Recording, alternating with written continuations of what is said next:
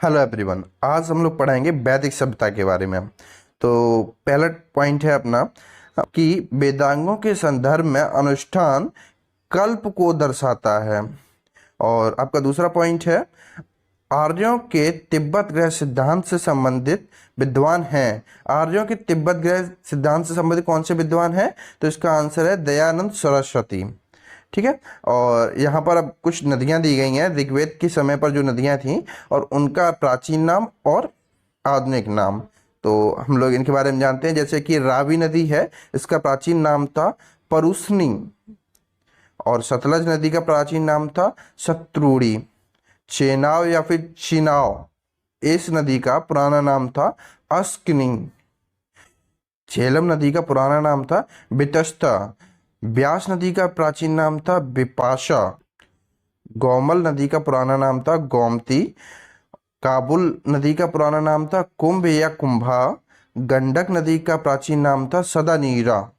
और कुरुम नदी का पुराना नाम था कुमु। और इंडस नदी का जो था पुराना नाम वो था सिंधु। ये इंपॉर्टेंट नाम है, ये काफ़ी बार पूछे जा चुके हैं। आते हैं अगले पॉइंट्स की तरफ। तो यहाँ पे अगला पॉइंट दिया गया है वैदिक काल में परुस्नी नदी के नाम से किस नदी को जाना जाता है? तो ये हम लोगों ने अभी थोड़ी देर पहले पढ़ा था, इसका आंसर होगा रावी नदी।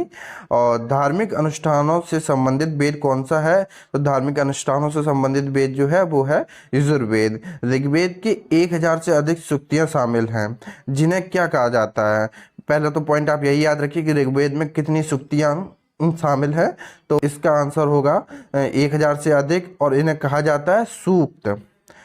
ओके। और इसके बाद में आपका अगला पॉइंटर बनता है ऋग्वेद में कितने मंडल या भागों में विभाजित किया गया है?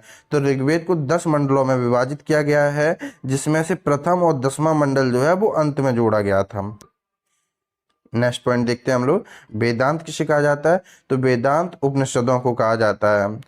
और वेद, उपनिषद, पुराण और धर्म सूत्र किस भाषा में लिखे गए हैं? तो ये सारे संस्कृत भाषा में लिखे गए हैं। और पुरुष सूक्त किस वेद में एक मंत्र संग्रह है? तो पुरुष सूक्त जो है यह ऋग्वेद का मंत्र संग्रह है।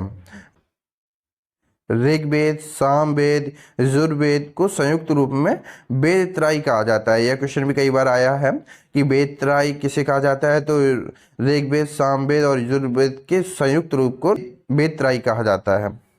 और संगीत से संबंधित वेद कौन सा है? तो संगीत से संबंधित वेद है सामवेद। सबसे पुराना वेद कौन सा है? तो वो है ऋग्वेद। और उपनिषद हिंदू दर्शन का स्रोत है। कई बार क्वेश्चन पूछ दिया जाता है कि हिंदू दर्शन का स्रोत क्या है? तो उसका आंसर होगा उपनिषद।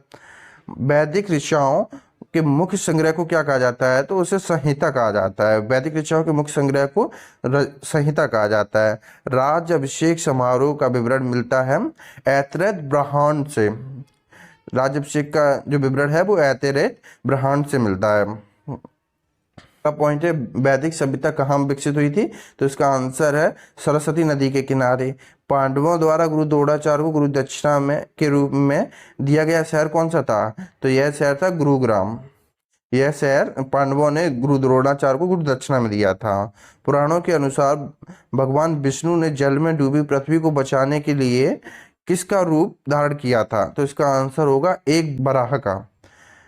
भगवान विष्णु ने जल में डूबी हुई पृथ्वी को बचाने के लिए एक बरह का रूप धारण किया था।